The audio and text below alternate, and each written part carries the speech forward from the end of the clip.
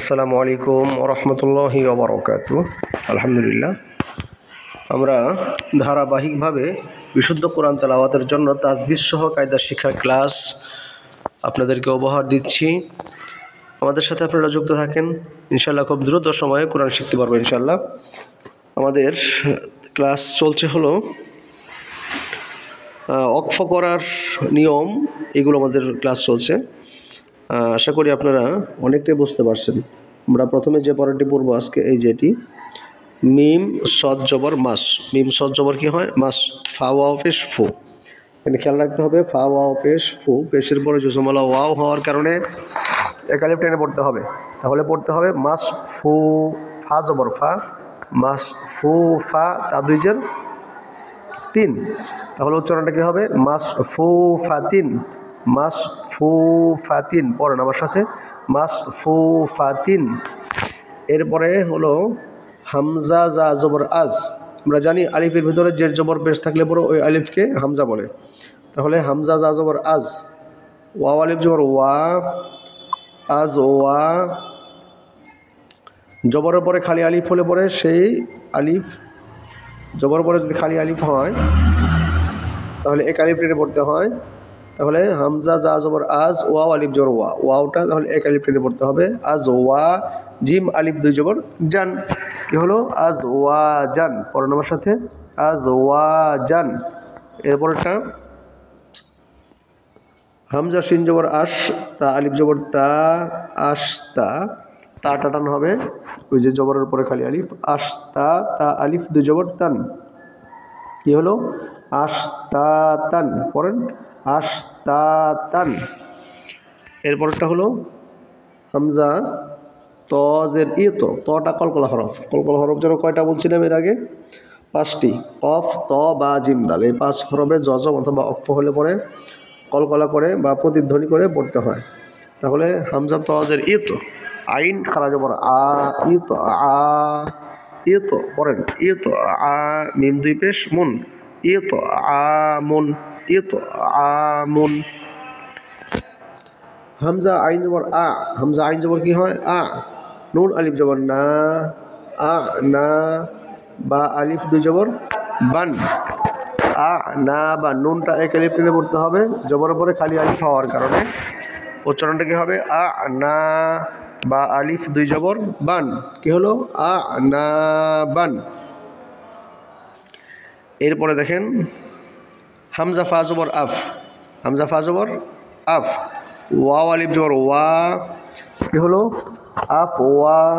জবর উপরে খালি আলিফ হওয়ার কারণে ওয়াওটা এক আলিফ টেনে পড়তে হবে। তাহলে আফ ওয়া জিম আলিফ দুই জবর জান। কি হয়? আফ ওয়া জান। পড়েন, আফ ওয়া জান। এরপরটা দেখেন হামজা লাম জবর আল, হামজা লাম জবর কি হয়? আল। ফা আলিফ জবর ফা, আল ফা। এরপরটা হল ফা আলিফ দুই জবর, যেটা ফা আলিফ দুই জবর ফান, আল ফা ফান ছিল। এখন এখানে হলো, একটু খেয়াল করেন, এখানে হলো অক্ফ। অক্ফ করার কারণে এই নিয়মটা মনে রাখবেন, দুই জবরের ভিতরে যদি অক্ফ হয়, অর্থাৎ এখানে ফা এর উপরে দুই জবর আছে, এই দুই জবরের ভিতরে যদি অক্ফ হয়, ফা এর উপরে দুই জবর, দুই জবরের ভিতরে যদি অক্ফ হয়, তাহলে এক জবর বাদ গিয়ে এক জবর পড়তে হয়। তাহলে এখানে দুই জবর আছে, এখানে এই দুই জবরের ভিতরে যেহেতু এখানে অক্ফ হয়েছে, অক্ফ হওয়ার কারণে দুই জবর বাদ গিয়ে কয় জবর পড়তে হবে? এক জবর পড়তে হবে। সোজা কথা, দুই জবরে অক্ফ হলে পরে এক জবর বাদ গিয়ে এক জবর পড়তে হয়। তখন এখানে ওইখানে এক আলিফ টেনে পড়তে হয়। তাহলে আল ফা ফান ছিল, কি হবে? এক জবর যেহেতু বাদ, তাহলে এক জবর আছে এবং এক আলিফ টেনে পড়তে হয়, আল ফা ফা। আবারও বলছি, দুই জবরের ভিতরে অক্ফ হলে পরে এক জবর বাদ গিয়ে এক জবর পড়তে হয় এবং এক আলিফ টেনে পড়তে হবে। তাহলে এই উচ্চারণটা কি হবে? আল ফা ফান ছিল, এখন কি হবে? যেহেতু অক্ফ হয়েছে, এখন হবে আল ফা ফা। পড়েন, আল ফা ফা।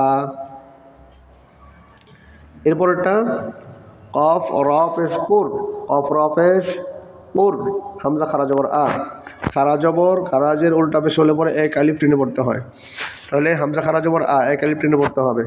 উর আ নুন দুই পেশ নুন, কি হলো উর আ নুন, পড়েন উর আ নুন, আবার বলছি উর আ নুন।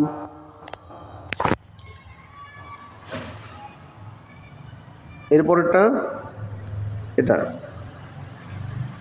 হামজা লাম জবর আল, হামজা লাম জবর আল, হামিম জবর হাম, আল হাম ডাল পেশ দু, কি হলো আল হামদু, পড়েন আল হামদু, আল হামদু।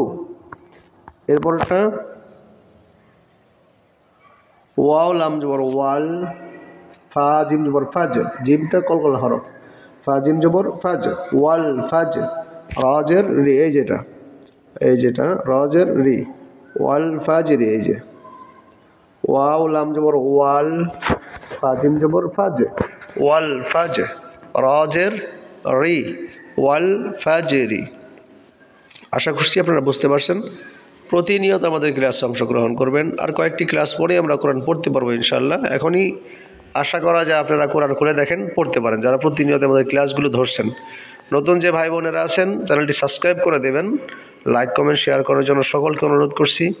কমাস কম একটা লাইক তো দিতে পারবেন, একটা লাইক শুধু একটা চাপ দিবেন, লাইক করার জন্য অনুরোধ করছি, কারণ আপনার লাইক কমেন্ট শেয়ারের কারণে অসংখ্য লোকের কাছে ক্লাসটা পৌঁছে যায় ভাই।